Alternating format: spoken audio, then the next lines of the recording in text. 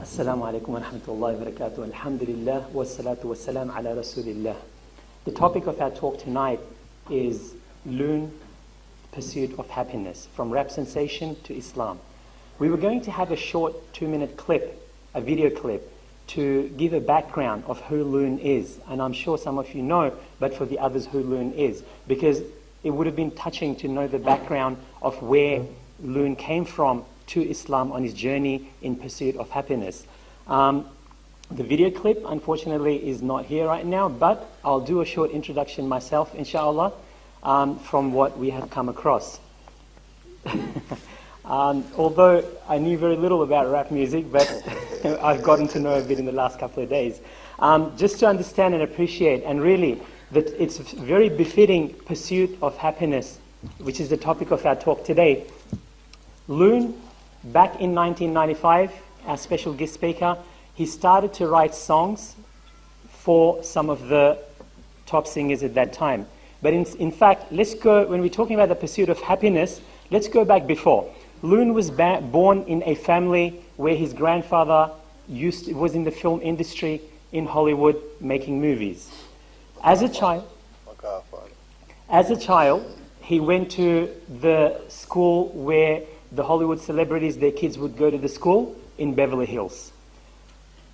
You might think it's the ultimate in terms of pursuit of happiness that his classmate at school was none less than Angelina Jolie.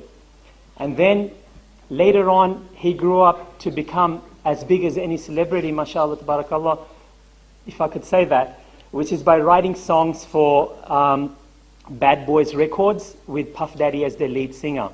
These songs went on to become hit songs across the world, and then he wrote after that songs which he performed himself, and within days after performing, they became a hit across the world.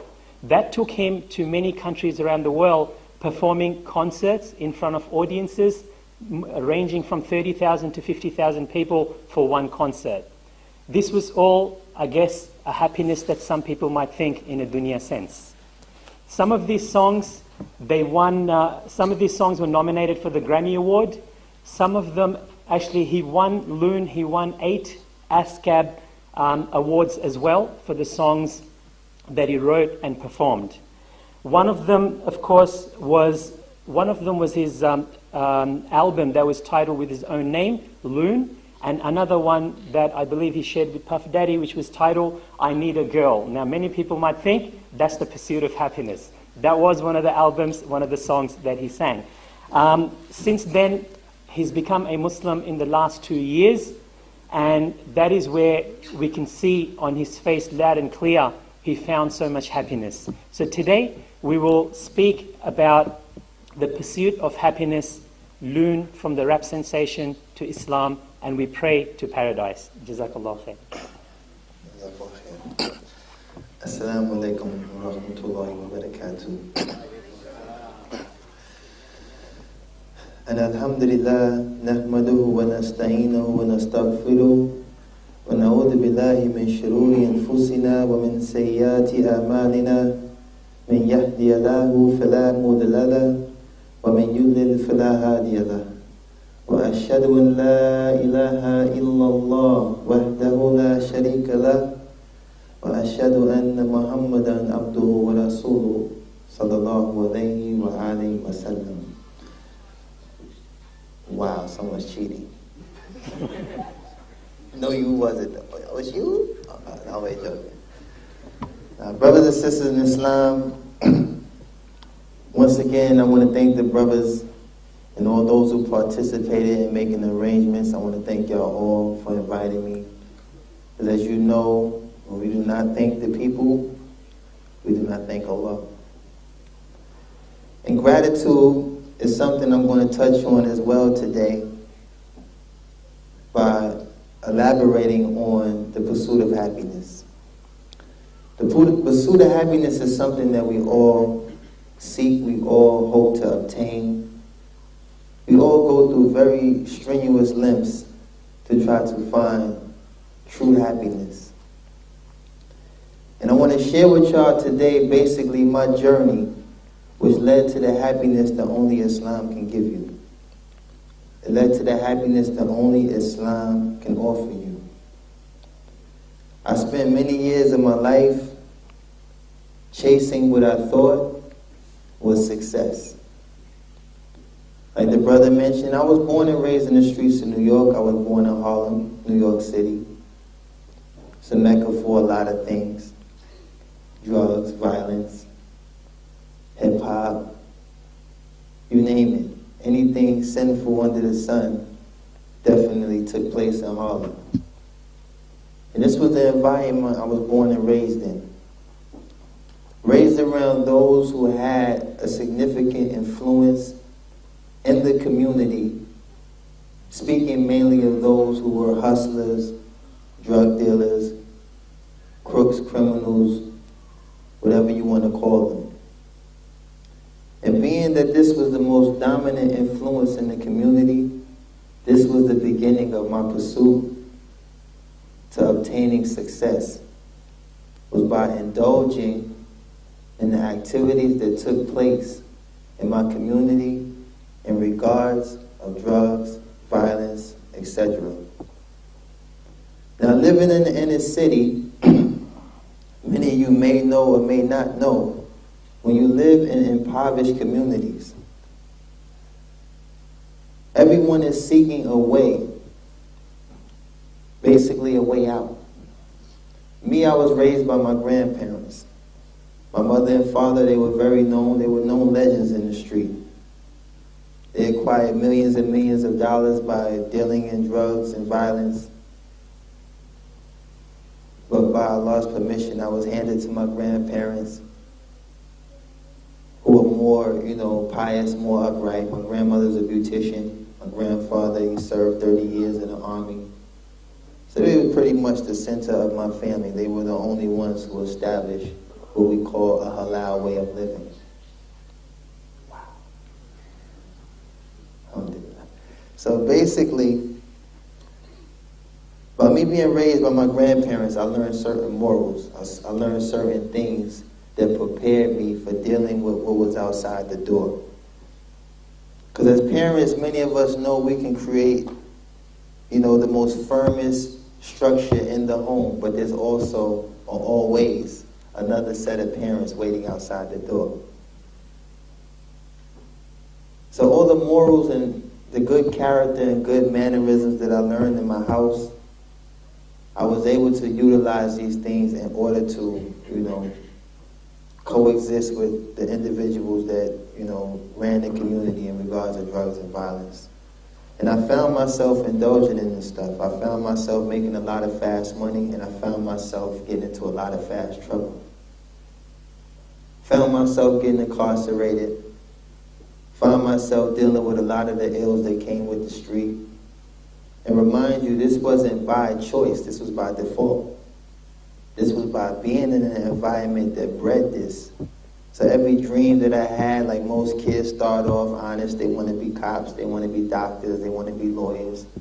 But you don't see that outside your door. You don't see any lawyers. You don't see any doctors. You don't see these prominent positions ever being obtainable. So what happens, it becomes almost hereditary that you fall into whatever level of success is obtainable by ways of doing what's in the community. But luckily I found that I had the ability to write. I never finished school, I knew how to count money. I wasn't good at math, but I knew how to count some money, and I knew how to write. And writing became my escape. Writing became the means that I used to place myself in China before I even had a passport. I was able to use my ability to write and elaborate off my imagination and some of the dreams that I had, and I used that to escape this harsh reality. As soon as the song was over and the pen was dry, reality would sit right back in. Where my mind had just ventured, it will always return where my body was, in the ghetto.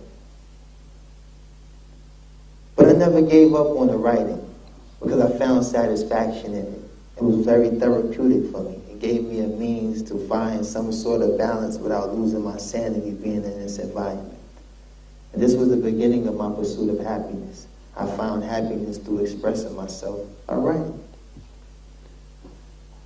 But by writing, I discovered that this was something I could truly use in a more, business sense. And that's when I learned that I could start writing for individuals who were in the music business. So I started utilizing some of my street connections and people who were tied to some of these individuals, and they put me in this circle of these stars, these rappers and singers and stuff. So I started writing songs by like 1995.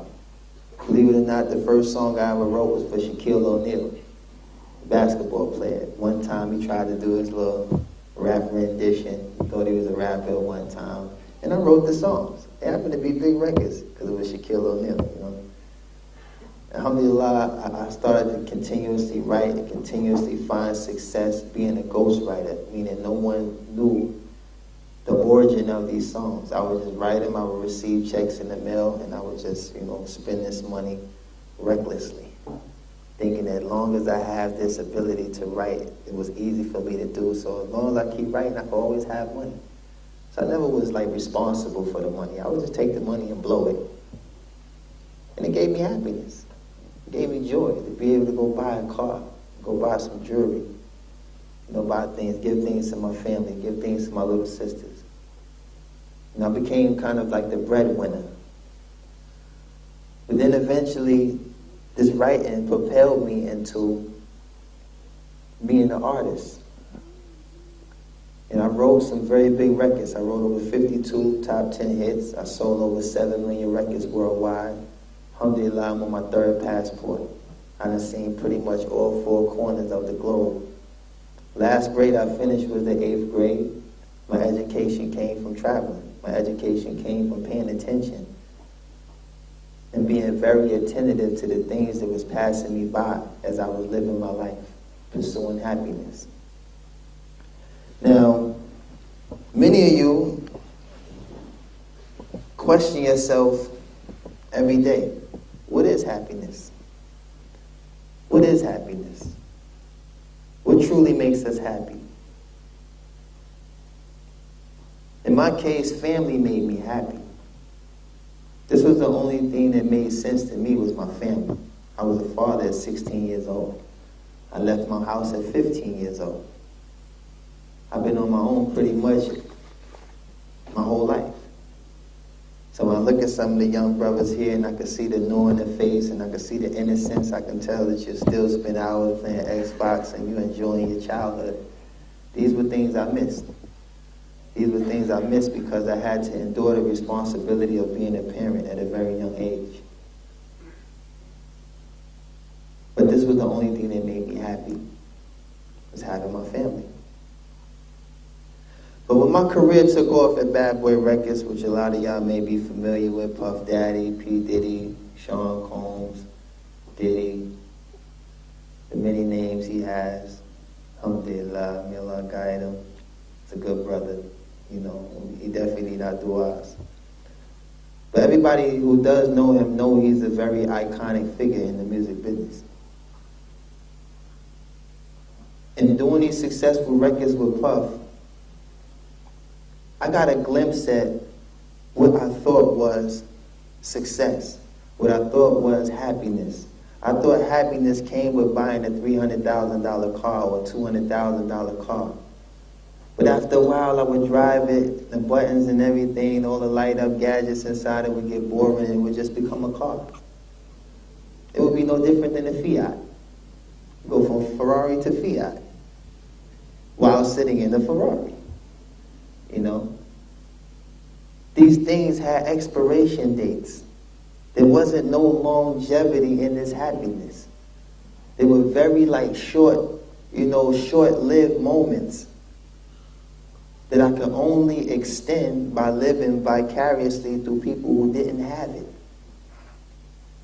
And this is when you start to become, for lack of better words, a vampire. Because I need to suck the joy from you in order to be happy about what I have. SubhanAllah. I needed to extract your vulnerability and your innocence to these things in order for me to feel happy about what I had. My chain was just a chain until I seen the size of your eyes when you looked at it. Then it became more than just a chain. My car became more than a car when you sitting in the fresh leather seats and you sitting there playing with stuff and you just looking around like a tourist. In my car. Now I'm ready to show you what the car do.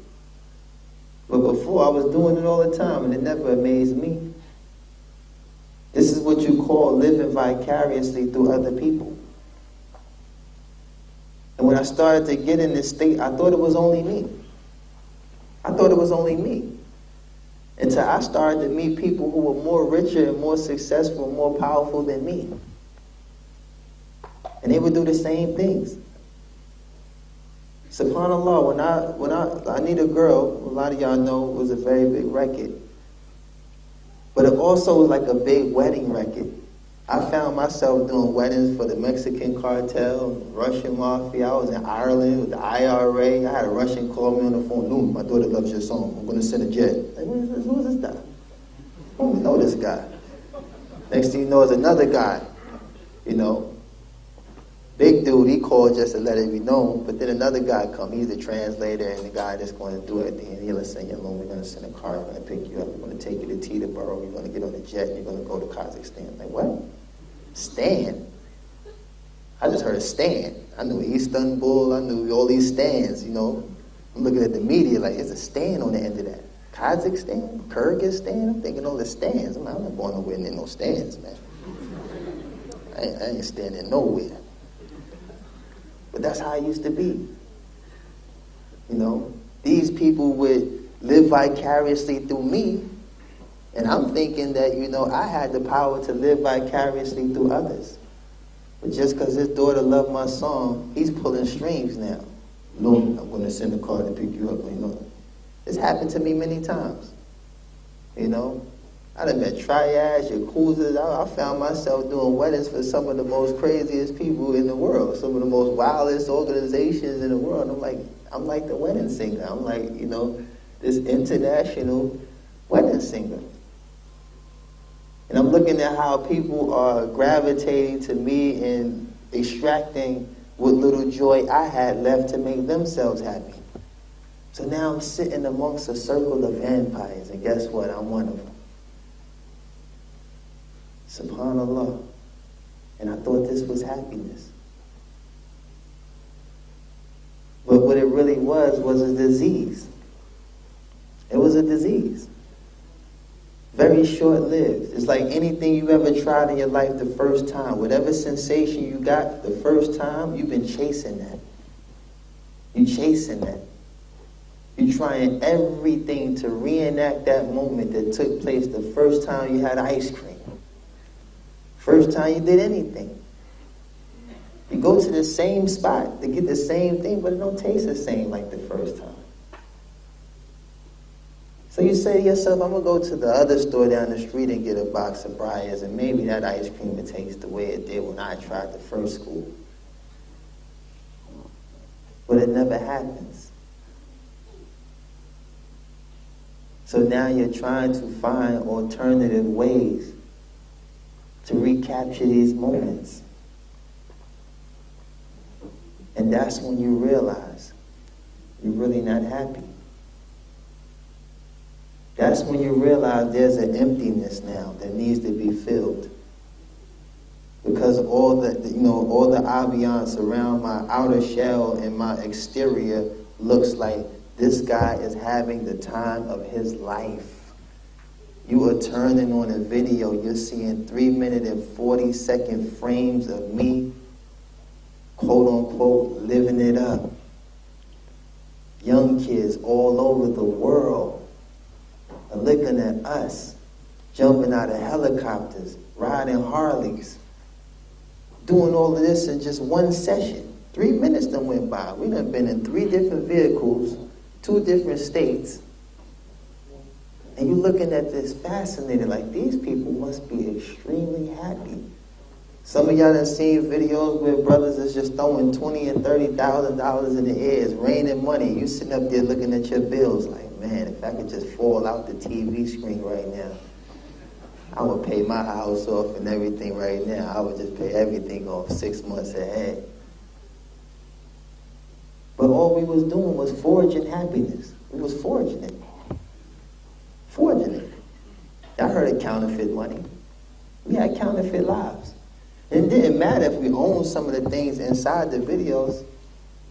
It still was being forged. Can you imagine touring the world and having cars you don't even get to drive because you're always on the plane? What are they there for? What's the sense of 5 cars if you're only going to drive one? It ain't like one going to get you there any faster. Y'all try driving out here in Brisbane. You see all the speed bumps and stop signs. You ain't really going to enjoy no Porsche. You'd be lucky you get the second gear. SubhanAllah. You'd rather have a truck with some extra shocks that you could just run all up and down the street and get places faster than the guy in the Porsche. You know, doesn't have a real value. So I used to constantly ask myself, what is missing? Why am I not happy? Why am I not happy? Why am I not happy? Why am I frustrated? Why am I now getting frustrated with my fans, the people who are purchasing the records and the people that are aiding me in obtaining the success? Why am I snapping on them now because they still so happy and geeked up to see me, but I'm not really happy? And I don't really feel like signing your autograph right now. No, I don't feel like taking a picture. I'm not happy. Then it started to turn into, why are you so happy? For real. This is how you meet a celebrity on a bad day. You say, that guy's a jerk, you know. I bought his record for $14.99. He's a jerk, yo. All I asked him was for a picture. He had the big guy with him take my camera and throw it on the moon, man. But the point was, you start to get frustrated because you extracted happiness from them. Now, you're looking at them like, why are you so happy? And that's when you start to realize your value.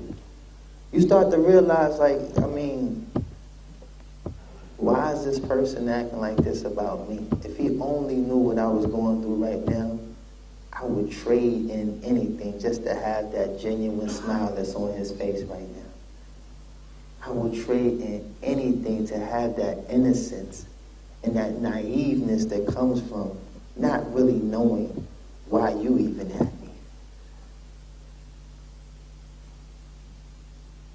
I would have did anything to be as pure as the person standing before me.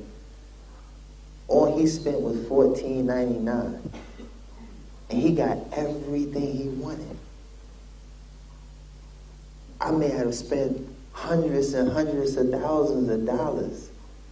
And I just want what he got. And this is when I start paying closer attention to my surroundings. And this is when I discovered you, the Muslim. This is when I discovered the Muslim. This is when I started to travel the world and I started to pay so much attention to my surroundings, and what I saw once I left America was pieces and traces of Islam every place I went. I started to see people who didn't have much happy to serve their God. I seen people who were way less fortunate than me, had a certain sense of security that I couldn't buy. My security came with earplugs in their ear and a whole bunch of creatine in their system. That was my security. I was telling the brother about the brother that used to bodyguard me. He was shorter than me. He was a federal bondsman and he had a license to carry a gun anywhere in the world. So I'm walking around, me, a celebrity, with a guy shorter than me. How intimidating is my presence? They like, I'm going to beat him and shorty up. I take the chain from him or whatever. But the guy was a monster. You know? He was an animal, you know, vegetarian too. He ain't never eat no meat or nothing. It was just ridiculous. you know. But the reality of it is, you know, just to start summing things up and get down to the point, you can't purchase happiness. It's not something you can buy. It doesn't have a price tag. You know, it doesn't have a price tag. And the sad thing is when you see people who already genuinely have happiness in their life and don't even know it. And it takes a person to go through what I was going through to see how you have happiness already. But you're willing to trade it in to take the sickness that I just had. And I'm ready to take everything pure about you and wipe myself down with it. I'm ready to take a shower in your joy. And why is that? Like, why? How does that happen? How does that happen? How is this revolving door continuously, perpetually just spinning, and the happiness is just getting slung back and forth through two individuals, one who already had it, one that wants it, one that gets it from you, now you unhappy because you done placed yourself in a situation where now you've endured this sickness. And guess what? It was at the cost of your joy. It was at the cost of your joy. This is not happiness.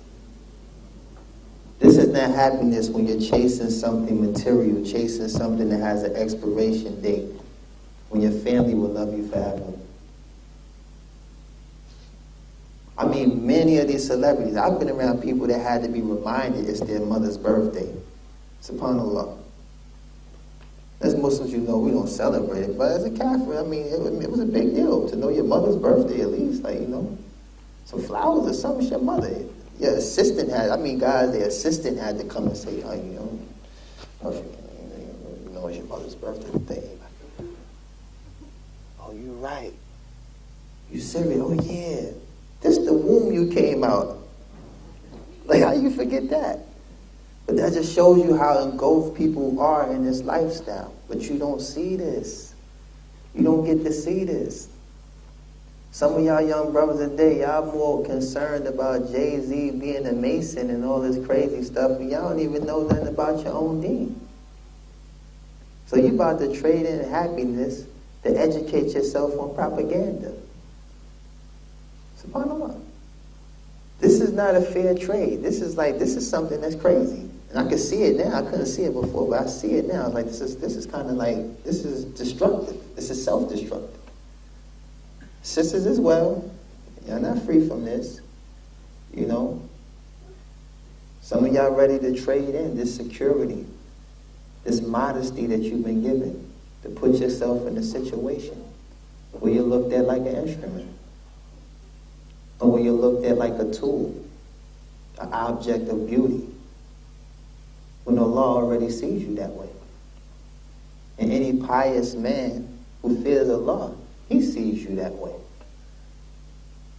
So where does it become this obligation to remove yourself from that, to start gradually exposing the adornments that make you who you are? Because believe me, I've seen some crazy things happen to women that I'd be scared for my sisters in Islam. To be honest with you. I'd be scared for a woman, period. Because I have a lot of women in my family. Most of my fights in the street was because of women. I got 2 twin sisters. My grandmother, she had 4 girls, no boys. Everybody had girls. All got long, pretty hair. You understand? It was summers. I was walking around with a cast because I done tried to remove all the brother teeth because of one of the girls in my family. I was very overprotective about the women in my family. I was raised by a woman. My grandmother raised me. She didn't have to. I wasn't her child. This is why my songs was a reflection of how I felt about women. I need a girl. It was the best I can do for myself. It was the best I could do for myself. It was the best image I could project for myself based on the lifestyle I really was living. I was Loon from 13. Loon wasn't a name that came with the record. Loon was because I wasn't wrapped too tight. Loon is short for loony. Loon funny in Arabic. Huh? Majnoon. You got a friend named Majnoon? You hang with a guy named Majnoon? Come on. Let's do the math. I wasn't the guy that was just, the box of chocolate and flour guy showing up at your door That wasn't who I was. But that was the best of me at the time. That was the best of me. I considered all the women I loved, all the women I respected and appreciated when I wrote those records. And that's what kind of helped me abstain from that life when I started to see young girls who were forging their identification to get in some of these clubs. 16 years old, finding themselves, laying somewhere, and slipped a date rape drug. Never once gave away her chastity. But on this night, because of one foolish move that added a few too many numbers next to her age, put on too many layers of makeup, threw on a 3-inch heel, and found herself in a situation she wasn't even prepared for. And when these things used to happen in my career, I never wanted to be responsible for them because I knew my intention. My intention had nothing to do with those things. But after a while, I had to accept it because it was more common than rare. It started to happen more. Young brothers, seeing me come through my neighborhood in all these nice cars and all this stuff, and they standing on the corner, hustling, doing their little tools and fuels, and they get themselves jammed up, plotting to get something faster, because this ain't working. We need to rob a bank. We need to rob somebody. We need to do something, man. You seen that car Loon has? I need that.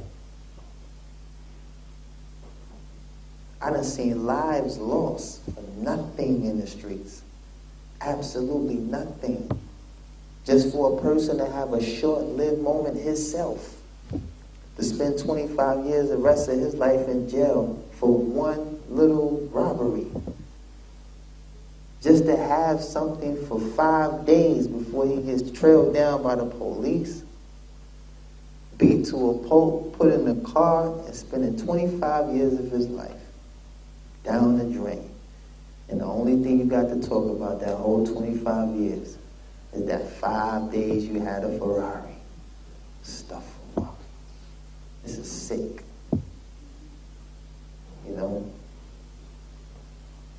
So we got to ask ourselves, what is happiness? What is happiness? What does Islam teach us about happiness?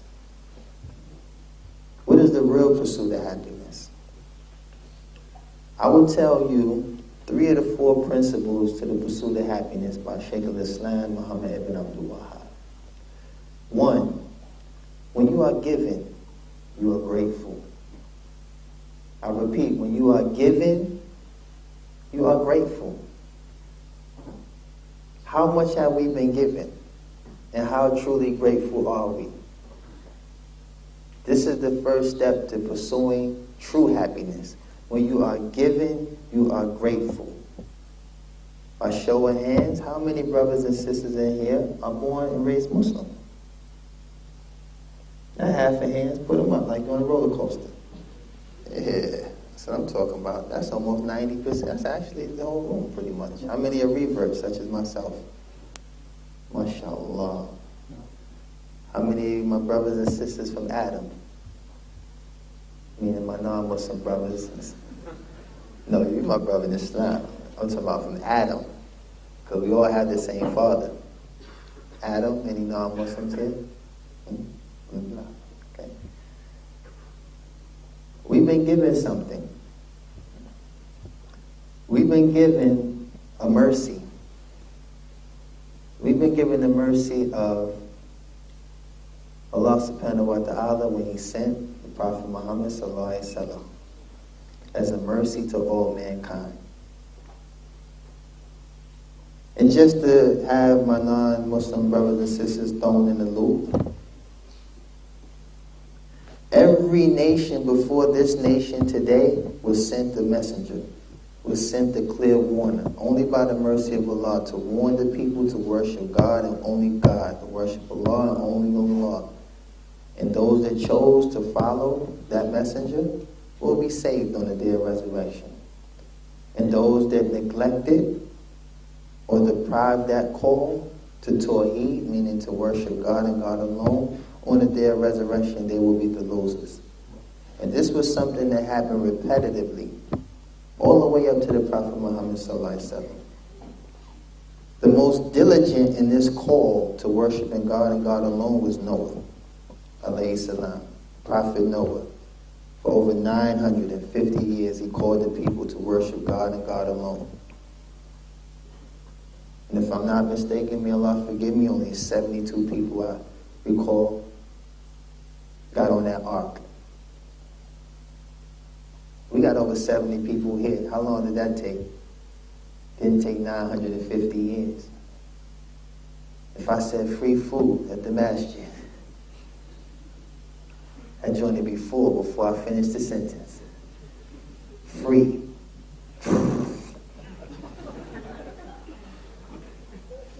Food. So when you are giving, you are grateful. So who are we not to be grateful for what we've been given? I give you some examples of lack of gratitude. And I mentioned this before, and even it's still funny to me to this day. Because I've been asked a lot of these questions, and it just sometimes it's hilarious, but at the same time I look at it sincerely and seriously. When someone says, Brother Amir, you know, they have like Dancing with the Stars on TV. You know, why we can't have Dancing with the Sheikh? I'm looking at his brother like, you seriously want to answer to that?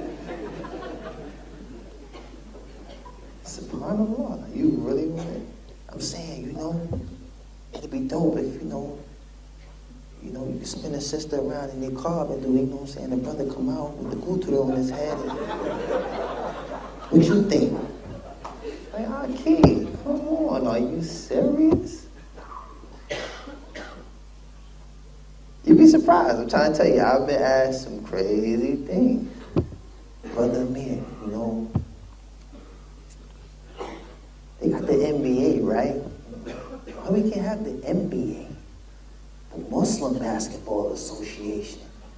I mean, it'd be dope, you know? Especially if the championship game is during Ramadan, we can break our fast during the halftime show. And I mean, and people be, I mean, these be ideas. They really be just revved up, and I be looking like, wow.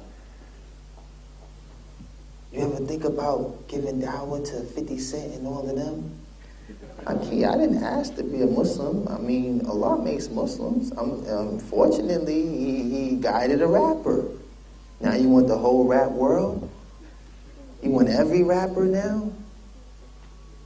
The brother Napoleon been Muslim way before me. Freeway been Muslim way before me. Lupe Fiasco. There's many entertainers in the music business that were Muslim before me.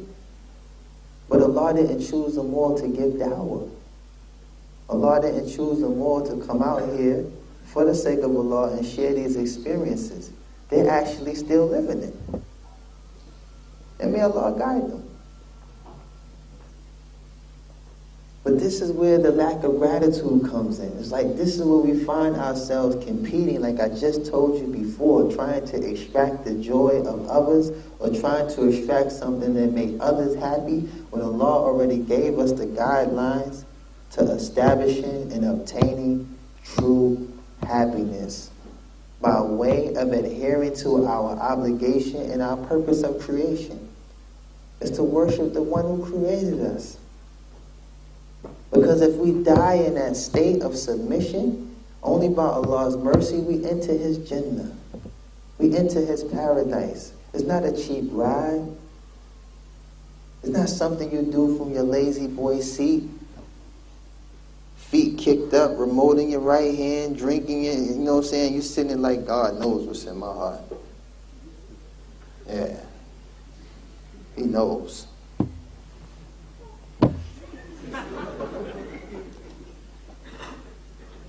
SubhanAllah. When people say that to me, I say, you're right. You're absolutely right. I don't even argue with them. You're right. Allah knows what's in your heart. And He knows your statement and actions go right in accordance with your heart. And guess what? You're absolutely right.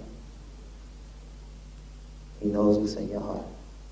He knows what's in all our hearts. He knew what was in your heart 50,000 years before He created man. He knows what's in your heart. So when you make this statement, reflect on it. Don't just say it because it sounds good. Don't just say it because you're trying to conceal your negligence or your lack of gratitude. That's what it is. It's a justification for saying, I'm really not that grateful. But you know what? God knows the gratefulness that's in my heart.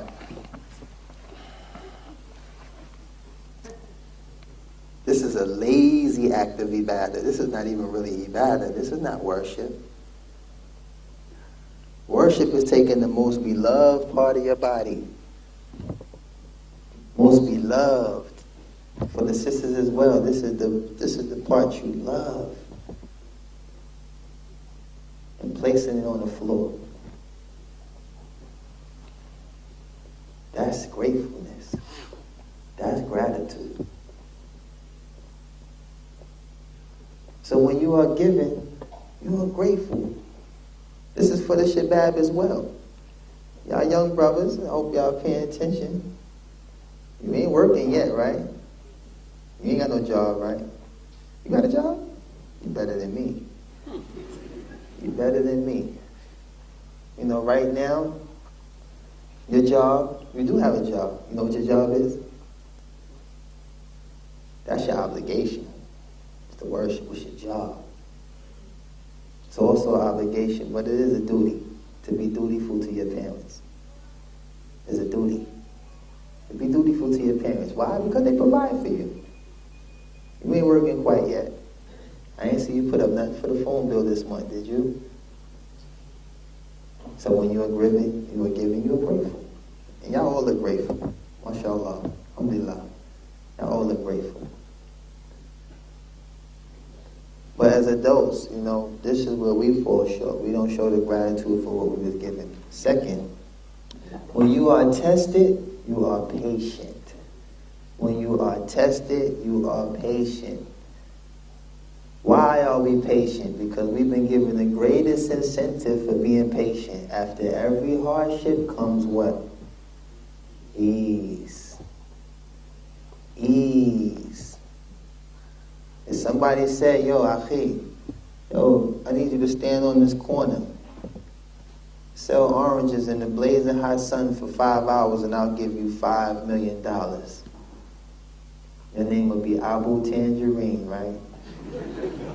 You'd be out there slinging oranges like it's no tomorrow. Get them while they hot. Sweat pouring off your head, you don't even feel it. You just throwing it. You just, Why? Because your incentive at that moment is dunya. But as an incentive to actually make you move, to actually make you be patient with the sun, make you be patient with the customers, it makes you be patient with everything that is going to transcend as a form of hardship, because the incentive is what? $5 million. Which will soon disappear, trust me, especially after taxes. Y'all in Australia. Ain't in no Muslim country. So when you are tested, you are patient. And this is incumbent upon all of us because, like I said, we have the greatest incentive for being patient. But I've been around those who don't understand this incentive and quite frankly never heard of it. So they lose their minds. They panic. They panic. And they search and reach for every alternative to suffice the reason why they don't want to wait. Especially rich people. You might go to a store. I used to be this way, trust me. You want something that ain't in stock. What do? Hey, give me the number to the headquarters. Give me the number. Now I'm about to order something all the way from Dubai when I could have just waited till it got to the States. Can't be patient. And this is just a small example, you understand? They can't wait. Picture somebody that need a blood transfusion. Oh, the blood bank is short right now. Oh, let's get on a plane. I'm going to India. I'm going to suck some blood out of one of those Indian guys walking around. I just can't wait. I need blood now. They don't trust in Allah. They don't sit there and patiently say, Qadab Allah, if Allah wants, my life to continue, inshallah, Allah said after every hardship is ease. I'm almost certain that ease is going to come, so I'm going to be patient. If blood is for me, inshallah, blood is for me.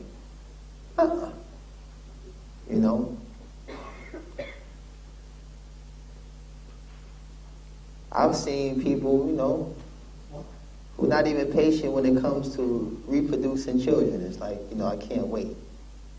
I can't wait. You know what? I can't wait. I'm going to Kenya. I'm going to go rent me a kid. I'm going to buy me a kid. I'm just sick of this. I can't wait. I just can't wait. I want a child right now. Guys, like, please, baby, be patient. I mean, inshallah. No, we're going to Kenya. We're going to get us a kid. Now. So when you're tested, you're patient. And last but not least, when you are sinful, seek forgiveness. This is the one that is truly neglected. When you are sinful, seek forgiveness. Do not just accept defeat. Do not just say, because I hate this when I hear young brothers say, oh, mashallah, brother AMIR, you gave us so much, you're a Muslim, alhamdulillah, but me, myself, I'm a bad Muslim. Like, where did you come up with that? Why are you a bad Muslim? What did you do that the man that killed 100 people didn't do? The man killed 99 people. And his tawbah was accepted. What did you do that you such a bad Muslim? Because when you place that title on yourself, you become that. You become that. You start to project it. You believe it. You start to project the image and the character that comes with it. And guess what? Other people can identify with it. And then at that point, it's evident. You become the bad Muslim. It's not saying you are. And Allah subhanahu wa ta'ala is Ar-Rahman. So who are we to doubt, question, or disbelieve in Allah's mercy? When Allah said He forgives sins. You didn't commit shirk. You were just sinful. So seek forgiveness. If you are sinful, seek forgiveness. Because sins can be like pebbles, and the more we commit them, they turn into rocks, then they turn into boulders, then they turn into mountains. So if we don't seek forgiveness, because we are weak, we are deficient. There's not a man or a woman in this room who doesn't have a deficiency. You were created with one. So knowing that we're imperfect, knowing that we have shortcomings that we struggle with, constantly ask Allah to forgive you. If the Prophet ﷺ asked Allah subhanahu wa ta'ala for forgiveness over 70 times a day, a man who was free from this fitna, free from these sins, free from committing these sins, and still seeking for forgiveness, promised Jannah, while he was still alive, and he can still seek forgiveness? Who are we to neglect? Who are we to neglect the rights that we have over Allah subhanahu wa ta'ala? This is one of the rights we have over Allah subhanahu wa ta'ala, that we can seek forgiveness, we can seek refuge, we can ask as many as times, we can beg as much as we want, we can plead, ask, beg, scream, shout, whatever emotion we can extract, we have that right. Because we've been commanded to worship Him and nobody else, to seek refuge in Him and nobody else. So we have our direct source. So who are we to deprive ourselves of that by not seeking forgiveness? So this is the true pursuit of happiness. The true pursuit of happiness is submission.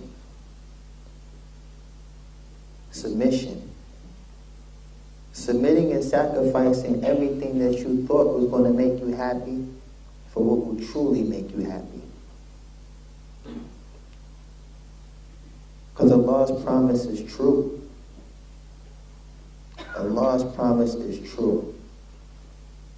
I can put my faith in any one of you brothers for the sake of Allah. And you can strive to comply for the sake of Allah. But based on the fact that you have a deficiency, there's a chance you will let me down. Doesn't have to be your intention. Doesn't mean you meant to. But you can let me down. But the only one that's free from this deficiency is Allah Azza wa Jal. So in order to find happiness, I would much rather place my faith, my trust, and everything into the Creator of the heavens and the earth and everything in it, because He's free from this deficiency. He's free from these shortcomings. He doesn't have to get on the highway during rush hour. Because that would be a worthy excuse, right, why you ain't show up. Allah doesn't do traffic jam. So I want y'all to ponder on these things, because these are principles that I actually implement in my life all the time. Since I've been a Muslim, this definitely is something that is repetitive in my thought process, is that when I'm giving, I'm grateful. And I've been given a lot. I've been given the opportunity to free myself from my past sins. I've been given the opportunity to rid myself of these artificial perks that I used to have in my life that I called joy and happiness. I was able to free myself from a circle of people who were only bloodsuckers. I was able to find an opportunity to be obedient when I didn't want to listen before. I never wanted to listen before. I was hard-headed. I did not want to hear nothing. I hated authority. I truly hated police. I hated anybody that had the authority to tell me what to do. So you know being incarcerated had to be the nightmare for me. Because you telling me when to use the bathroom, when to turn the lights out, when to eat. I could not deal with that. So now being obedient is rewarding. And I know that. Why? Because once again, Allah subhanahu wa ta'ala promises true. So when you are giving, you are grateful. When you are tested, you are patient. And when you are sinful, seek forgiveness. And considering these principles will definitely keep you on the path of pursuing what is truly happiness. And that's submitting to the will of Allah, worshiping Allah subhanahu wa ta'ala alone and associating no partners, striving hard to the best of your ability to implement the sunnah of the Prophet sallallahu alaihi wasallam and his companions, radiyallahu anhum ajma'in. This is incumbent upon us. This is obligatory upon us. To be in opposition of this, you are destined. You are destined for doom. You are destined for the complete opposite of happiness. And understand that happiness in this dunya should be the things that Allah made permissible for us to have. We should be sufficient with that. We should be content with that. Accept that as a happiness and not search for anything other than that. Because the real true happiness is when we're all called back and we have to stand before Allah subhanahu wa ta'ala and be held accountable for what we said, what we did with our wealth, what we did with our time, what we did with our health. We will be questioned for all these things. So when you're given, be grateful. When you're tested, be patient. And when you are sinful, seek forgiveness. Jazakallah khair. Assalamu alaikum wa rahmatullahi wa barakatuh. Jazakallah khairan to our brother. We'll now have question and answers. Yesterday we had lots of questions and answers and we didn't get a chance to go through all of them. I think the brothers have been passing around some slips. So if you could write down some of your questions and pass them over to the front, that would be good. Some people had some questions that were very good yesterday which we didn't get to answer. If you're still here, please write it down and send them up to the front. While we're waiting for the question and answers to come, what is Loon doing at the moment? What's Brother Amir doing at the moment? MashaAllah, after coming from that background and then accepting Islam about 2 years ago, right now he's now based in Egypt temporarily to learn Arabic, and he spent the last 1 year learning Arabic and has already learned a reasonable amount of Arabic, and MashaAllah, he recites the Quran better than maybe some of the born Muslims, inshallah.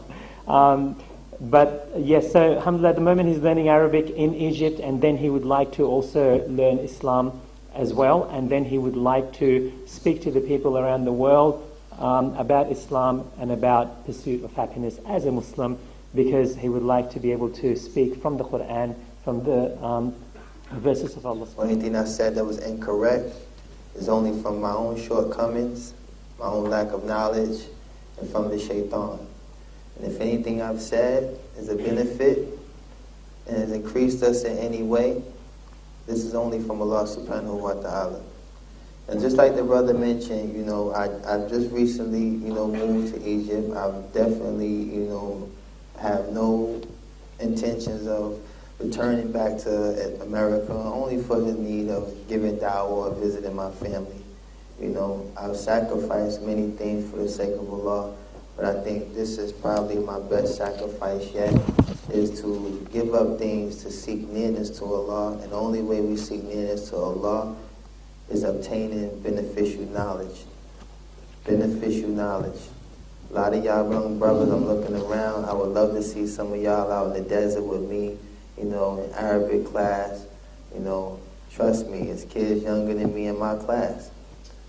I would take a 6-year-old for a Quran teacher. I don't have no pride issues, no ego issues. Any way this knowledge can be obtained is something that you should definitely pursue, and that also goes in accordance to the pursuit of happiness.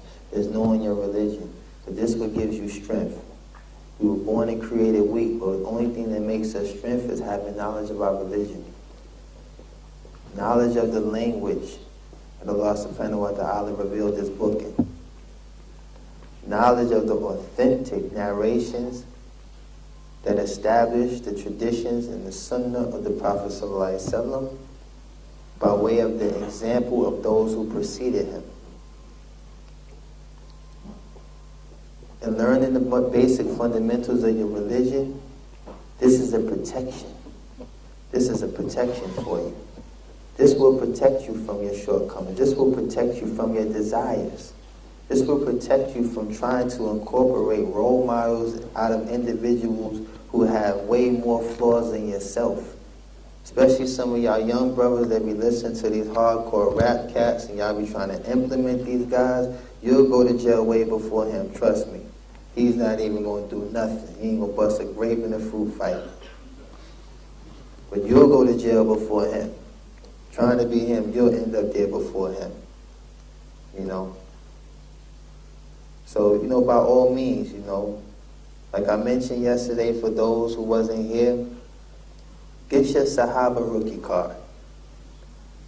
Find you a Sahaba who has some, issues or events that may have took place in his life that coincide with yours. And study how he handled them.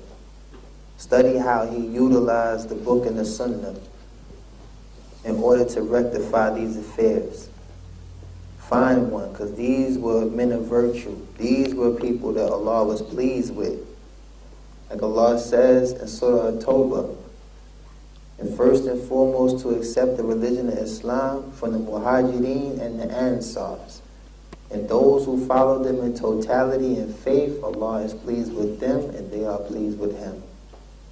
So even Allah subhanahu wa ta'ala commands you to follow the example of the Sahaba. Why? Because He is pleased with them and they are pleased with Him.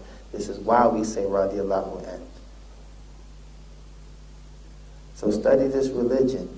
Learn the basic fundamentals of Tawheed. How can you truly read the book of Allah and say you love and fear Allah if you don't know every aspect of singling out Allah Ta'ala for all acts of worship? If you don't know about the worship of Allah's Lordship, if you don't know about the names and attributes of Allah, meaning the names and attributes that Allah gave Himself in His book, and the names and attributes that the Prophet ﷺ established as well. So we call Allah only by what He called Himself. We don't compare His attributes to ours. As you can see, it's probably a hand on the clock around here. It don't look like your hand. Understanding Tawheed, you can identify with Shudder. I be tickled when I watch TV, when I hear people, what are we going to do if Spider-Man doesn't show up? Like, Shudder, subhanAllah, they looking for Spider-Man to show up? You know? But these are things that you need to know. And like I said, I challenge any of you young brothers with that youthfulness and that zeal that you may have for your deen, send out them applications to some of those jamias. Go increase in your Islamic studies. Leave the house, leave the nest. Go be a man.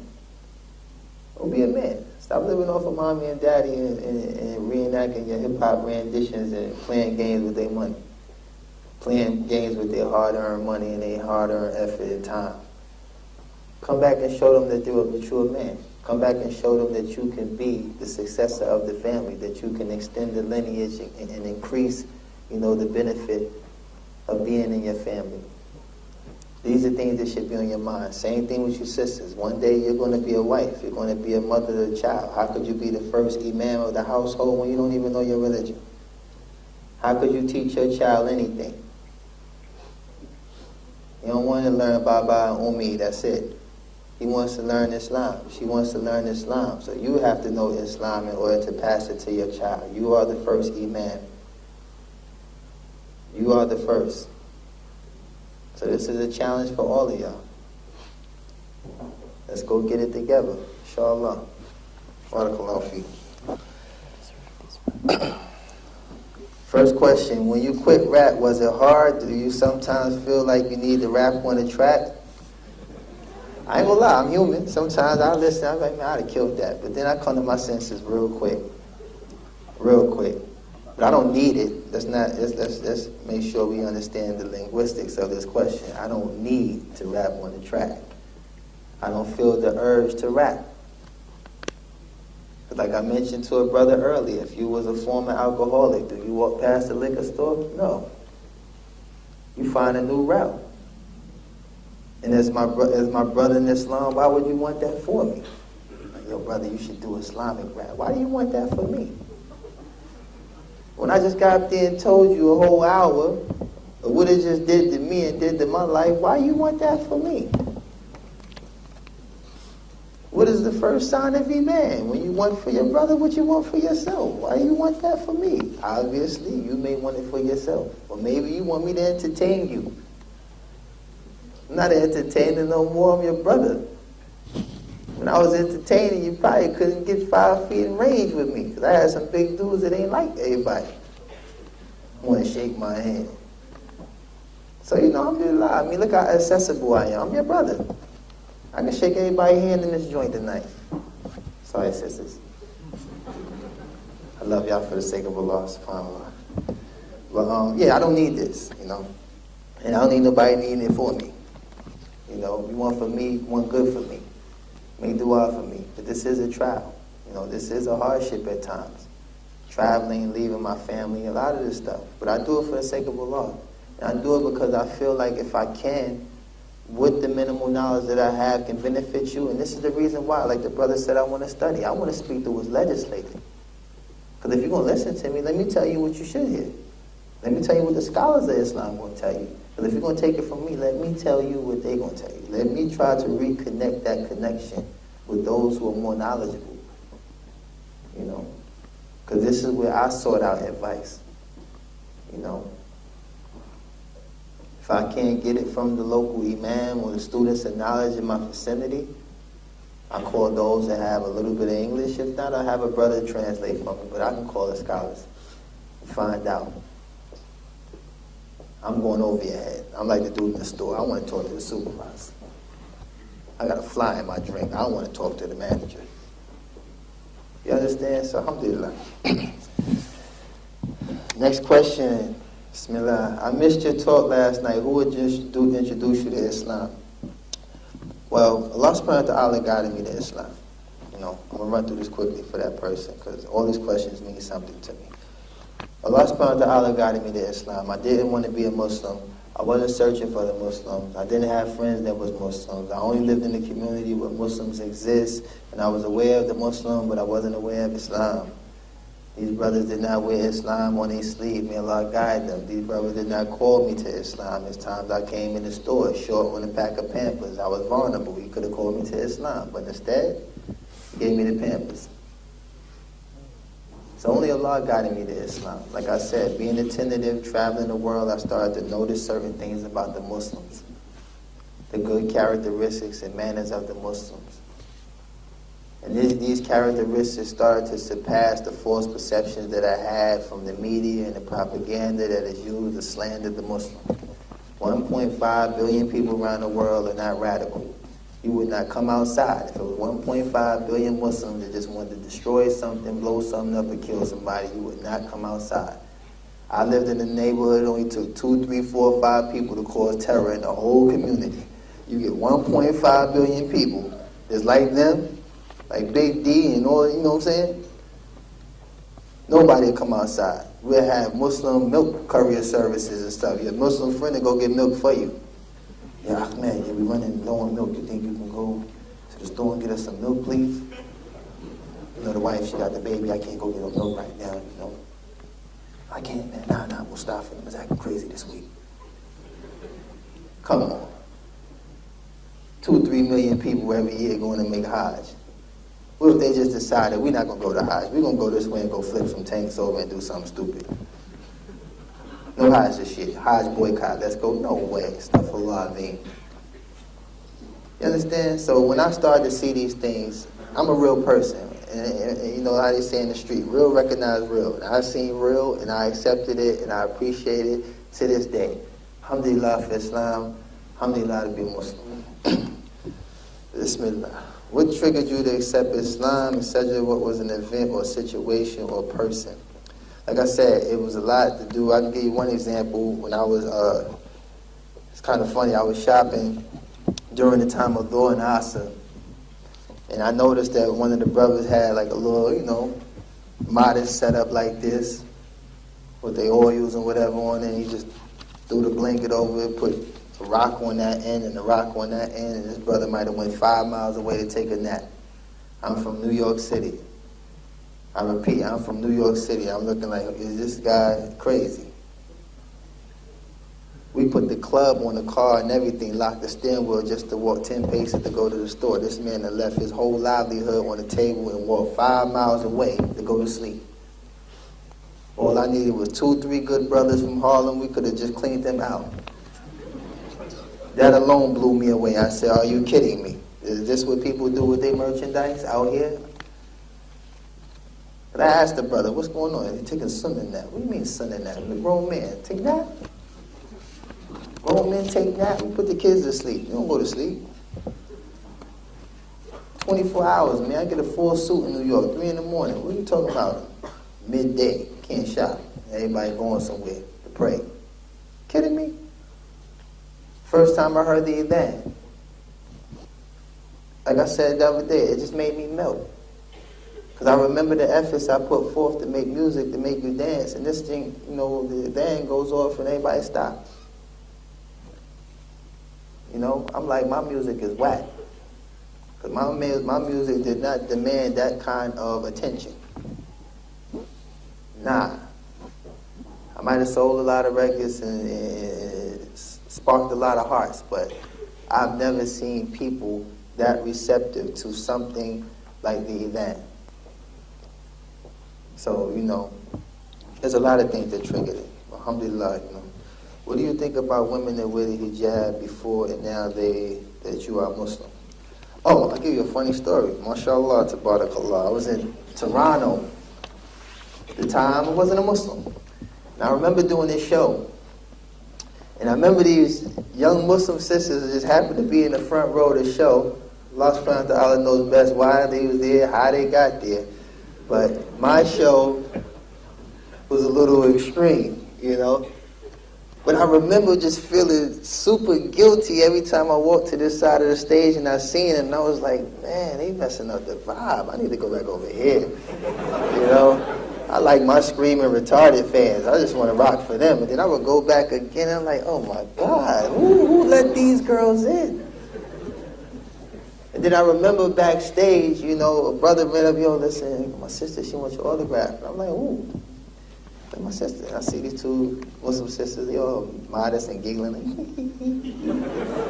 I say, yo, I've never seen this kind of bashfulness and shyness in this environment that I'm in. I'm in an environment where women have absolutely no haya.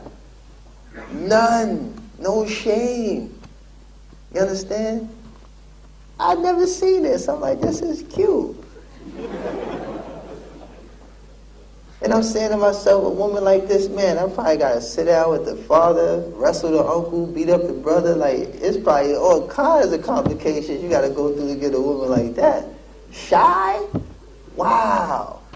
So, you know, this is an indication of obedience to Allah and the shyness and all the character that comes with it. Like, you sisters have to hold on to this.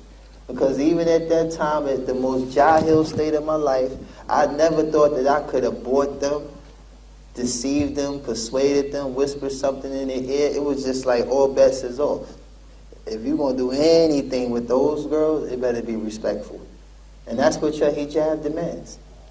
Trust me. The minute you take that off, you know, you got guys reaching for her. It's like, oh, what's up? How you doing, Fatima? What's going on? But nobody runs up and squeezes somebody in the niqab. Are you kidding me? Who does that? You know? Y'all got to get away from that liberal stuff. I'm telling you, it's going to be the death of you, man. Because I know, we used to get cheap fills and all that because, you know, that's what came with interacting that way. I mentioned this before. Y'all seen them MTV shows, The Real World and all that. They put all these strangers in a house. The one girl, she real sadiddy. I don't do all that. I don't play that. I don't be messing with guys. By the end of the 6th series, man, she done lay with everybody in the whole show. This is what happens when you put yourself in those kind of environments. The weaknesses, it starts to surpass whatever dignity you have, whatever pride you have, whatever self-esteem you had. You know, you get into the pretty girl competitions. She got the new edition of MAC line. Oh my God, you know, my eyeshadow look nice. I gotta go get me some. And now you're competing with your sister in Islam in the beauty contest that nobody's getting nothing for. You know what I'm saying? But Allah made you beautiful. So, alhamdulillah, stay firm. You know what I'm saying? The most prized possessions in this world are not easy to get. It's not easy to get. You go in the bank and they just put all the money on the table, everybody be rich. But you know better than that. You gotta go through fat guy, and as soon as you come in, you got the big 357 on him, you gotta get past him, you gotta get past the teller, the bulletproof glass, the back door, the vault, the safety deposit box. When you get all that in your mind, you don't want that money. Only a pious man or somebody who, you know, is deserving, you know, should be able to go through those extremes. Or have patience to go through those extremes. Allah knows best. Astaghfirullah, do I still need a girl? I didn't insinuate dating. I don't need no girl. You know, alhamdulillah, I'm married. You know, I've been married 15 years. You know, happy. Alhamdulillah. Yeah, but that's another thing I want to address. That dating stuff is definitely dangerous. And I tell you why, because as non-Muslims, you know, they have the most unsuccessful rate of marriages. Most unsuccessful. Highest percentage of divorce. Highest percentage of adultery. All of this stuff is just a problem. And I know this from experiences. You know, a woman submits herself to a man,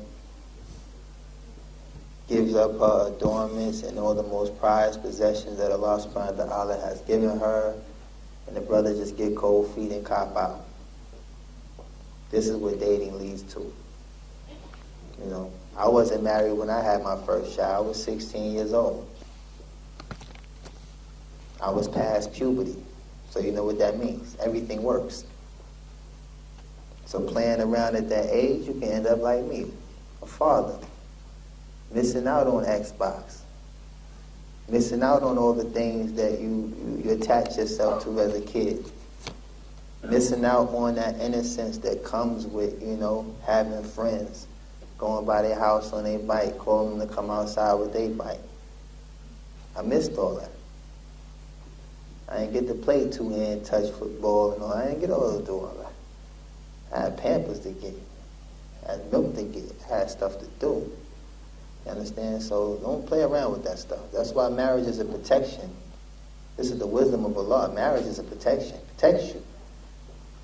Muslim women, alhamdulillah, you are grown only to be a wife and to be a mother. You have a very significant role in this ummah. And if you need encouragement, reflect on the foremost beloved women to Allah.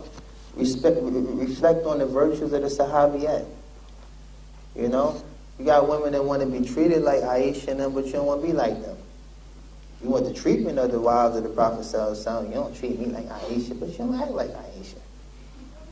You want this treatment, but you don't want to be like them. She memorized she recorded 2,210 authentic hadith. She was a scholar in hadith. Third wife. For all of y'all that, disagree with this concession from Allah to have multiple wives. She was the third, and a scholar, and the most beloved. So get all these, these liberal and all these modern day images out your mind and just try your best to implement what is correct to get what you're trying to get. We have a destination. You understand? Allah knows best. What would you advise someone who wants to change but scared about what people might say? Well, this is a test. This is a test. This person here, if he knows in his heart this is to be true, and you know that the accusations that are going to follow are not going to be true. So this is your ruler. This is your measuring stick. Am I going to accept the truth and not worry myself about the slander and everything that may come after? Or am I going to cater to the opinion of those who really don't even want good for me? Because I'm not worried about nobody. I know that's probably one of the questions going to come up. What does Puff Daddy and them think about you becoming a Muslim? Puff Daddy is not my daddy. I'm not worried about what Puff Daddy thinks. I'm not worried about what 50 Cent and nobody. They all know me. They know I wasn't a follower. They knew I was a real person from a real place. And I looked at the music business as a business. I didn't obtain my identity from music. I had an identity. I was cool with myself. Like the brother said, I was fortunate. I had a godfather who produced, a lot of big movies. I lived in Beverly Hills. I went to Beverly Hills High. It only lasted about 1.5 years, 2 years because of the person I was before. I was loon. I didn't know how to act. You know what I'm saying? But I did have classmates. Angelina Jolie was my classmate. Monica Lewinsky. I was at school with these fools. No, I ain't joking. MashaAllah. Man, a lot of guy, Angelina, man. She has characteristics of a Muslim. I don't know about Monica. It's hard to understand that. It's hard to understand. I don't know if you can understand. Right. But for that person, don't be afraid. Don't be afraid. I'm not afraid. I'll make dua for you, whoever that is. Don't be afraid. If we think about Ibrahim, alayhi salam, he denounced both of his parents. Both of his parents. For the sake of Allah. He's the only prophet that is acknowledged as the friend of Allah. SubhanAllah. The friend of Allah. You know how it is to denounce both of your parents because they're upon shirk, because they want to worship idols? Father was an idol maker, if I'm not mistaken, and Ibrahim denounced his relationship with his parents because he chose to submit to the will of Allah and nothing else. I'm not praying to no idols. I'm not praying to no statues. And this is his parents. So if you have a Quran, read the story about Ibrahim, and it should inspire you to understand that you're not worried about your parents, then you're definitely worried about, some people who just going to say a few things, whatever. Allah knows best.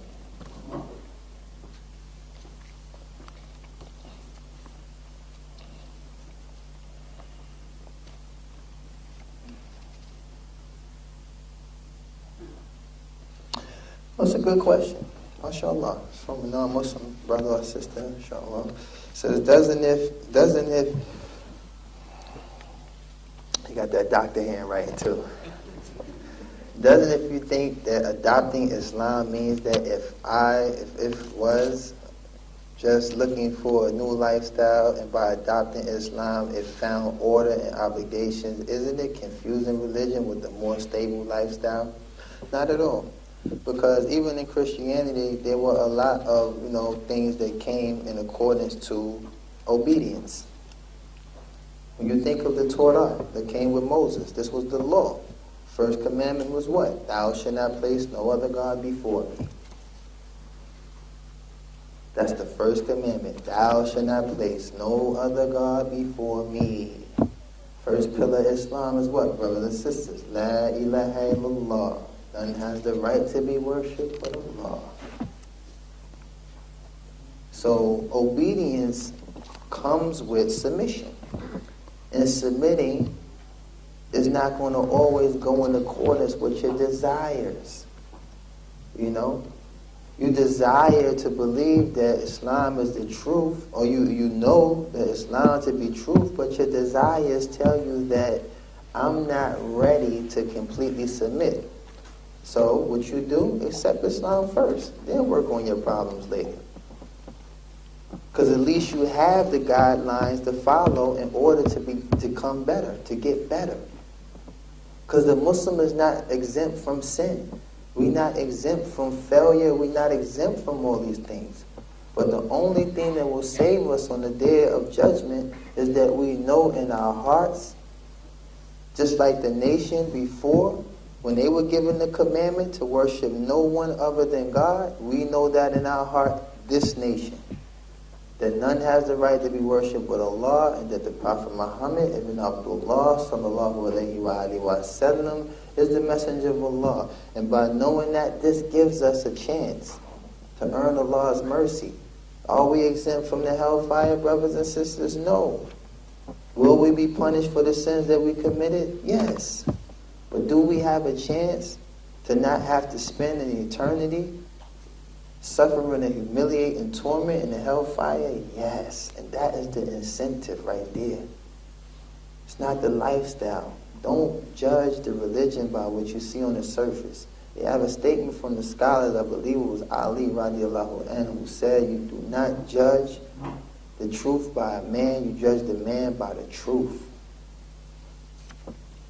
Because the truth is still going to be the truth. If a person is firm upon it, he falls short, finds his way back on it, guess what? The truth never changed. He just had some transitions he had to go through to get back to it, but the truth is going to always remain the same. And the truth is, true submission is how you seek nearness. For example, think about being an athlete or being something that requires you to adapt to the lifestyle. You're not scared then. You don't have no problems then. Hanging out with the rugby crew, get a tattoo on your neck. You'll incorporate the lifestyle that comes with that. But what about the lifestyle that comes with being a servant? A servant, because that's what we are. You'll incorporate the lifestyle that comes with being a servant, then this is sufficient. But when it comes time to hang out with the crew, or the hip-hop crew, you'll be walking around with your pants hanging off your butt to fit into that lifestyle with no problem. You wear 34 while you buying 36. You've changed your lifestyle just to hang out with some guys. So now what about the lifestyle that comes with being a servant to the Creator? This is not compromising, my friend. And if you want to talk about this later, I would love to have a conversation with you about how beautiful it is to change your lifestyle. Like I told the young brothers before, you want attention, wear one of these. I guarantee you, everybody will pay attention to you. Go through the airport with this on. You want attention? Guarantee you, they'll notice them J's on your feet. You got the new Jordans, nobody see it with your outfit you got on now, but put one of these on with your Jordans. I guarantee they'll start from your head, and they'll look down.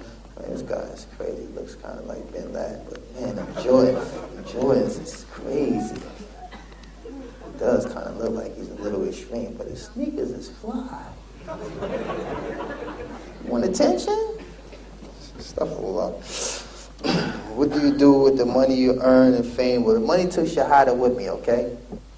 The money is Muslim. Money took shahada. Same day I took shahada. Same day I said, Ashhadu an la ilaha illallah, Muhammadan Rasulullah, all the bills in my pocket were saying the same thing. Alhamdulillah. What happened to the Ferraris and the wealth we had? I sold it all. I don't even have a car. Real talk. Ride the bus in Egypt or the taxi. And you know the brother Gamal, he's always trying to rob me every time I get in the cab. Zayd, Habib, Zayd. I'm like, listen, okay. 35 فقط. لا لا حبيب لا لا لا حبيب. سبحان الله خش على طول. What do you say to some of us that still listen to music? Salam, brother AMIR. Alaikum salam. What do you say to some of us that still listen to music? Well, the music, this is the idhan of the shaitan. That's what music is. This is the idhan of the shaitan. I remember my earlier months of being a Muslim, and I remember I got into this brother car. Now a Muslim friend of mine, because I'm not too holy for my friends. I still, associate myself to a certain degree. But when I got in this car, he had the radio. I couldn't tell a brother what to do with his car. But he had this song playing. And I remember when he dropped me off at the masjid, I could not get my khushur intact. That song was just in my head. SubhanAllah. It took me a minute. I had to go make wudu again. I had to try to purify my intentions. And this is what the music does. And when you constantly listen to the music, this will be the statement on your tongue rather than la ilaha illallah. You never heard that story about the guy that had the car accident? Some of y'all might have heard that story about the brother that had the car accident. And in his partially conscious state, all he was doing was singing a song. Muslim. Couldn't say la ilaha illallah to save his life at that moment. Allah knows best what he was singing, but it wasn't what was going to save him. And when you enter the grave and you ask these 3 questions, you're not going to be asked, what's song number 10 on Lil Wayne's 3rd album? You're not going to be asked that. You're not going to be asked that. Who's the best footies player? Nobody's going to ask you that. So we have to stay in tune. I'm telling you, this is a test. Treat this dunya like you treat the hotel. I'm in a hotel right now. I use the soap, throw it after I brush my teeth, spit anywhere. I just rinse anything. It's not my place. Nobody comes to the hotel and hang up a law sign and make it home like, this is home. This is not home. You're visiting. Treat the dunya like you treat the hotel.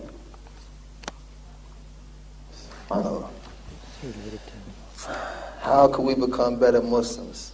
This is an excellent question. This is an excellent question right here. How can we become better Muslims? I mentioned this the other day about your companions are a reflection of your deen. The companions that you keep, they are a reflection of your deen. You can't hang out with the shisha heads and then think that's your reflection of your, this is a reflection of your deen. This is a reflection of your deen. But when you're around the brothers that you know, they pray almost all 5 salat in the masjid. This your crew. Y'all on the phone chopping it up on, y'all, you on the way masjid? I'm on my way now. I'll see you when I get there. Those are the people you want to be around. The ones that fear Allah. The ones that love Allah, the ones that submit to the will of Allah. Same thing with the sisters. If you're struggling with certain aspects of the deen, hang with the sisters that fear Allah. I don't pass judgment on anyone, but sometimes when I see the sisters that cover and they have a sister that, might not cover, I start making dua like, mashallah, I hope she be the 4th one covered. You see 3 cover 1, 4 of them, mashallah, inshallah. Allah make her the 4th. You understand? Because what's in her heart, I can't see, but she's a reflection of her companions right now. Her companions look like they practice the religion. They look like they shy. They have a fear of Allah, they have taqwa, they have iman. Hang with these people. This is how we become good Muslims. Study the religion. Know your religion. This is why sometimes you clam up or you feel the urge to compromise your religion or compromise the image of your religion. You hang out downtown too much, you're going to realize you're the only one with a thobe. You're the only one covered. You hang in that environment, you'll be walking around like the kuffar. You don't even take long. You feel out of place. Well, hang in a place where you're appreciated. Hang in a place where you're accepted. Hang in a place where you're loved. Because there's nothing wrong with that. And if you have business that you need to handle and you're in these environments that's a fitna for you, go there, handle your business and get back where you need to be. But being a good Muslim is definitely, staying firm upon good companionship. Good companions will take you a long way. I immediately abstained from all the people that I used to deal with before to be around those who fear Allah, to be around those that love Allah, and those became my companions. Those became the brothers that I talked to. My phone don't ring no more like it used to. When I stopped smoking, 3,000 people stopped calling me. I stopped drinking, another 3,000 ain't called me no more. I used to get invited to all kinds of parties all over the world. When I stopped showing up, nobody invites me no more. Now when my phone rings, it's for my family. It's one of my brothers in Islam. It's somebody that wants good for me. So this is the way you become a better Muslim, and Allah knows best. Can you please grab it by Islam? Laugh. What is the effect of media on your understanding of Islam as being non-Muslim? But I don't watch the media. I don't watch the news. You understand? The news is in the Quran. You want to know what's going to happen tomorrow? Read the Quran. Allah tells you what's going to happen tomorrow. What you watching the media for? You want to know what's going to happen? The Book of Allah tells you everything. Wow. You got to understand, as an African American in America, we was the spectacle of media at one time. You understand? Every time a brother got caught, they had a dark background. He always looked beat up and just mad all the time. Louisiana man, Daryl Shaw or something, he just did all that. This is how he's doing. The dude just be looking like this. But then they find his background. He's a veterinarian. He's a, scholar type of guy. But you got look how y'all got him looking. Media will paint the harshest perception of something that is good, and it will paint the beautifulest perception of something that is bad. I do not pay no attention to media. It ain't worth it. Unless you got some money invested in stocks or something crazy like that, I don't know why y'all be on that stuff. I just stay away from that TV stuff like that, for real. Because it's not healthy.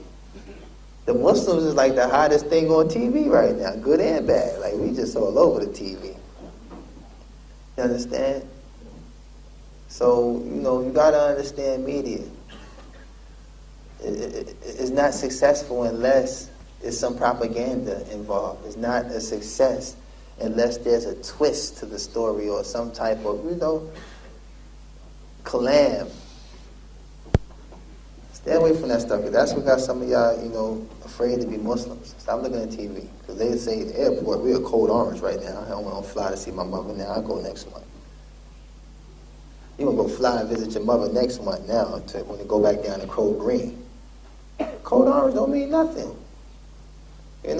What does code orange mean, really? Be honest. They've been flicking America like a light switch. Code red, code green, code orange, code red. They be just like, You know what code orange means to me? It means get to the airport earlier. That's what code orange means. Code orange means, okay, brother, you're a Muslim, you need to get there in 2 hours. It is code orange. That means they're going to walk you through the machine. They're going to have dogs sniff you. They might even take you in a room and ask for your DNA. But I'm going to make my flight, because that only take about one year. I do that in a half an hour. Still got an hour to go to Starbucks. I'm going to make my flight. Come on, man. Stay away from that stuff. Do you wish to convert everyone and save them? I don't make Muslims. Allah makes Muslims. We make dua for them. Inshallah ta'ala, there will be a day, like the Prophet ﷺ said, Islam will reach from the point where the sun rises and when the sun sets. So Islam is doing its own thing. This car got its own wheels. Of course we want everybody to be Muslim. Why? So they can save themselves. But we're not evangelists. We're not missionaries. We don't go to little foreign countries and feed people and say, Prophet Muhammad did that for you. We don't do this type of stuff. We don't have no marketing and no promotional vehicle for Islam. This is the fastest growing religion in the world. Some of the most catastrophic events that took place didn't even slow up the process. America has the fastest growing Muslim population. I'm telling you, y'all keep watching TV and think that Islam ain't spreading like wildfire in America. This is how you got to turn up the media issues now. It's like, oh man, this is spreading like a virus. We got to turn this up.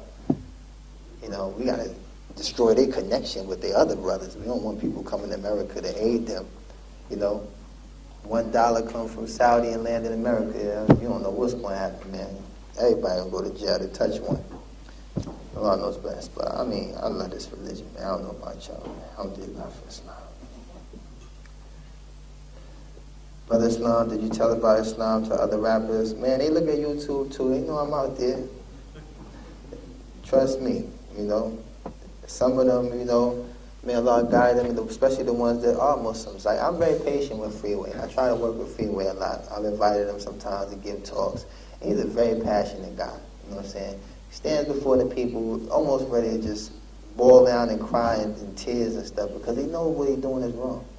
And he knows at that moment he's standing in front of an audience that's not catering to what he does with the music. I bring him before brothers and sisters like yourself that love your religion, that love this deen. You're not attending these affairs to see Loon juggle or rap. I'm not no entertainer. So you came here with a pure intention. So when I place the brother Freeway in some of these environments, alhamdulillah, it touches them. But I'm not responsible for what happens afterwards. You understand?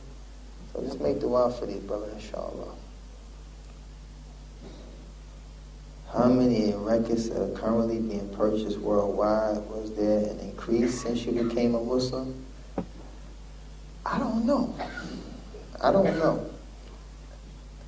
not really concerned either, to be honest with you. It's not something that I spend my time trying to monitor. You understand? Because if it is increasing, hopefully it's non-Muslims buying it, not Muslims.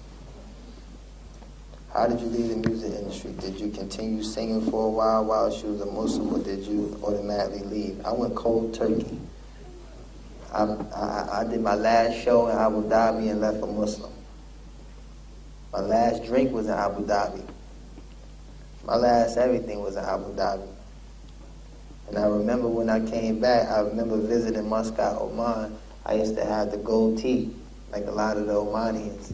It was, brother on the Sunday, he was like, okay, now you gotta let all that fill out. I was like, you serious? Showed me the proof, I never touched my hair again. You understand? This is obedience, man.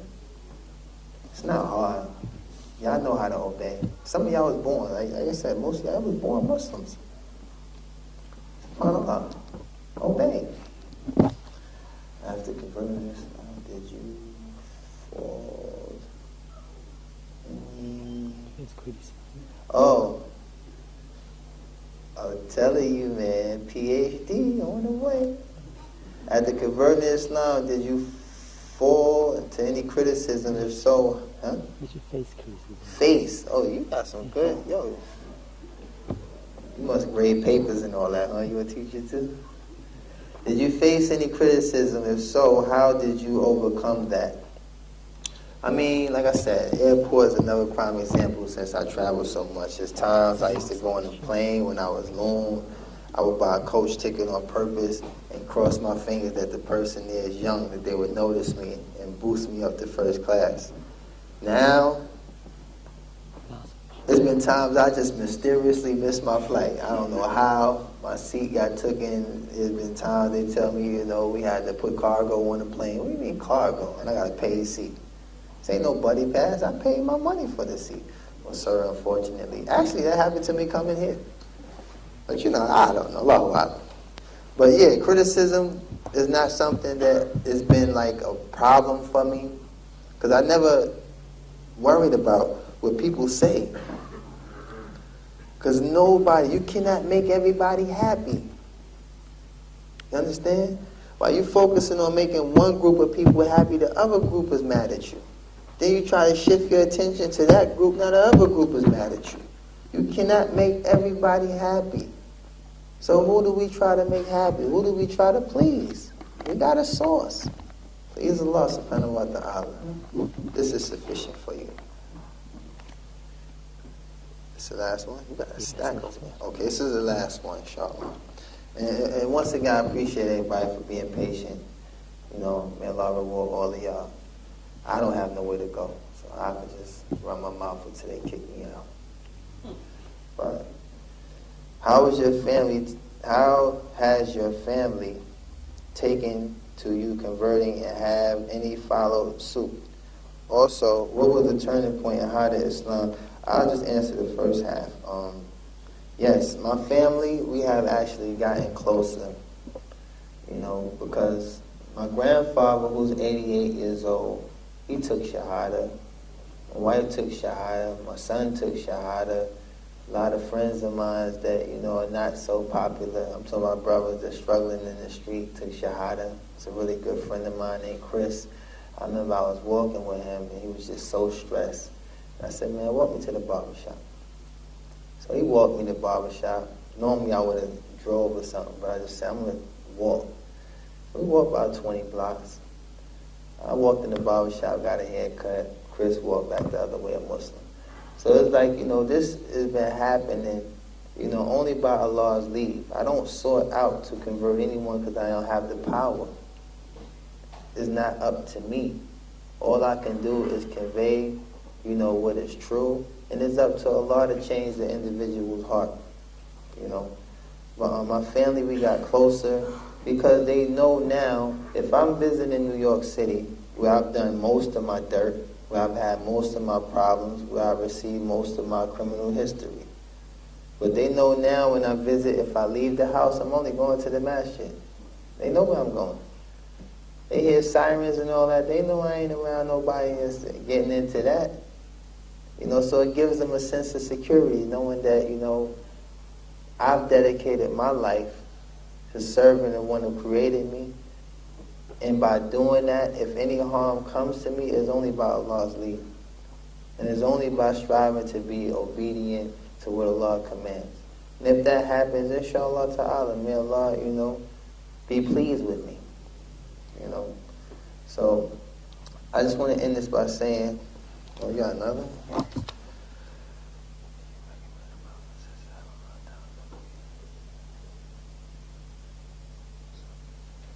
Oh, this is one of those delicate questions right here. What can you recommend to brothers and sisters that have a hard time looking? I think this is pertaining to marriage, right? The parents not allowing it? Yeah.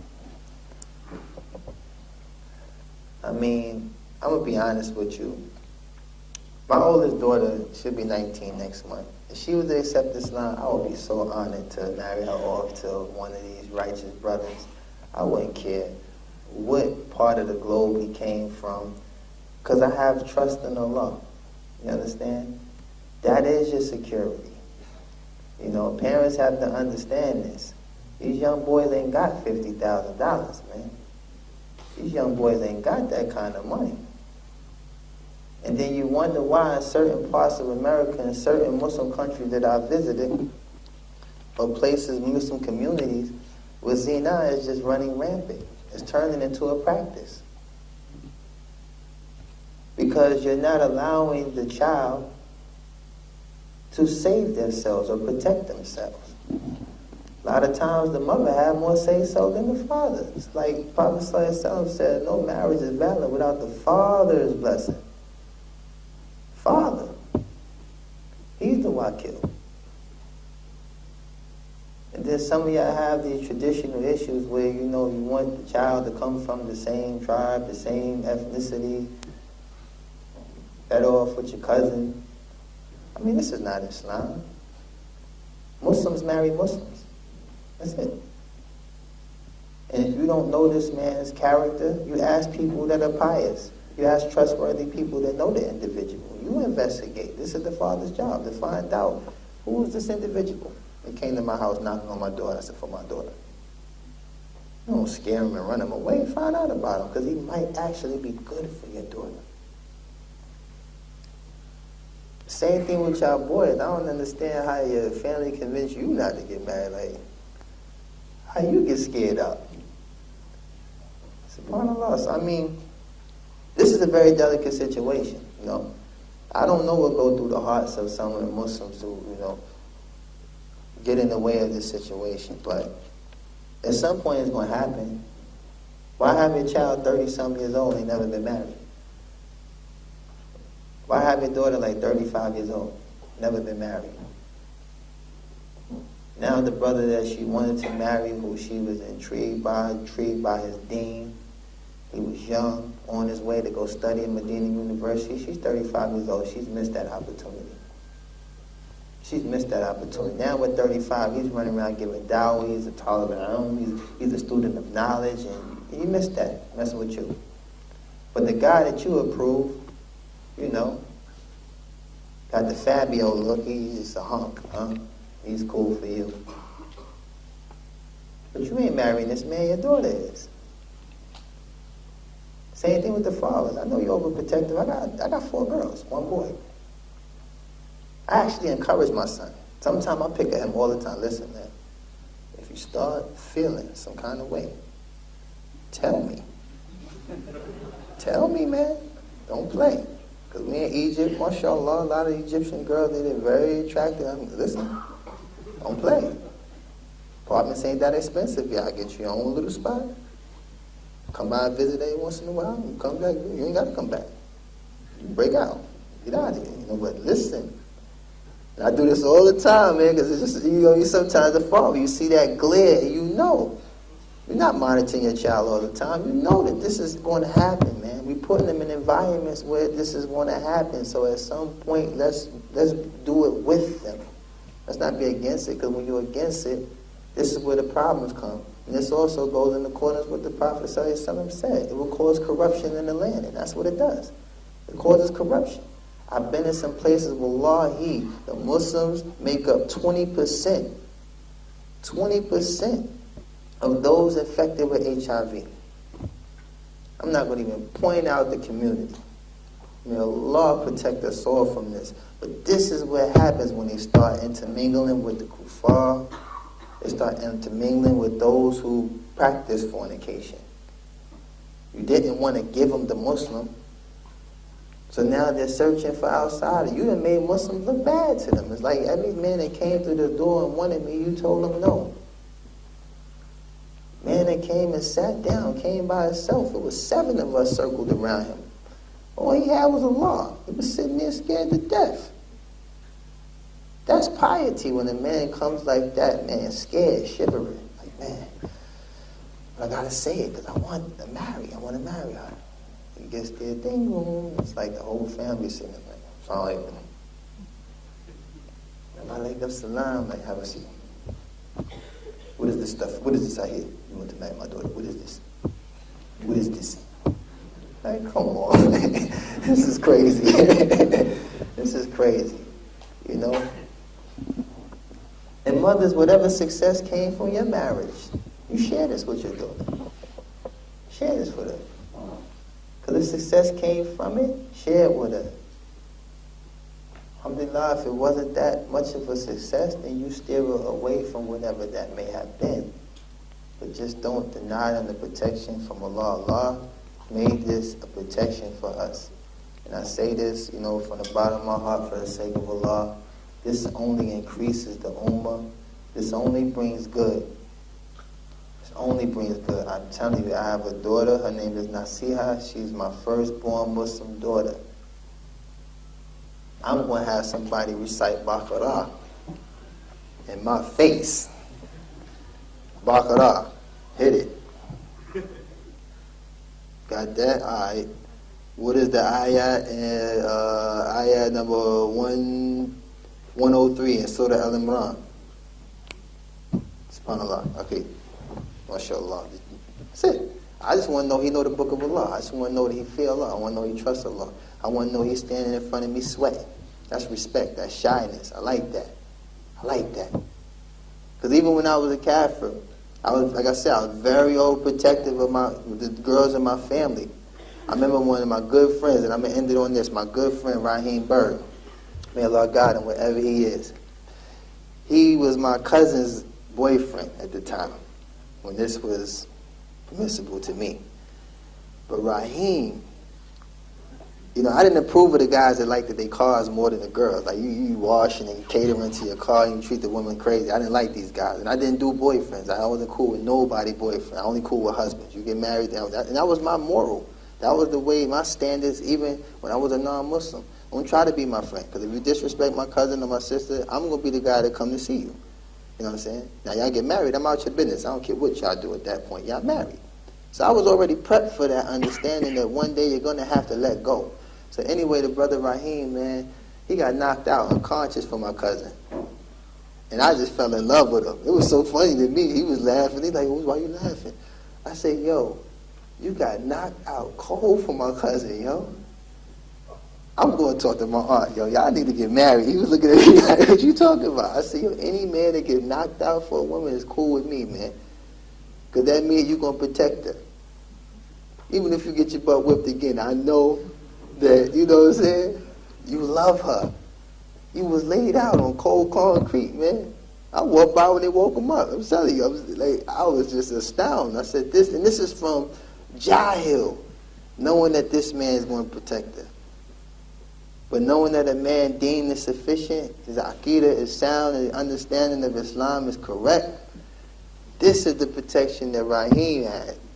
You understand? So, I hope that was a benefit. I hope I didn't offend nobody or said anything that was any harm. But the reality of it is, this is our deen. This is a part of our religion. This is something we must implement as well as the other forms of obedience as well. Jazakallah khair. Assalamu alaikum wa rahmatullahi wa barakatuh. We had the place booked until 9:30 and it's now past 9:30, so we'll wind it up here. And I hope we all took from this that we always see the celebrities in the magazines, on TV, in the movies. Now we had a chance to see about their lives from someone who was himself one of the most famous celebrities in the world. And I hope we all realize the real happiness, we already have that in Islam. So I hope we seek that even more. Thank you for coming. Jazakumullah khairan. And also thank you to our brother AMIR for taking the time to come and share all of this. It was truly inspiring for us all. Jazakallah khairan.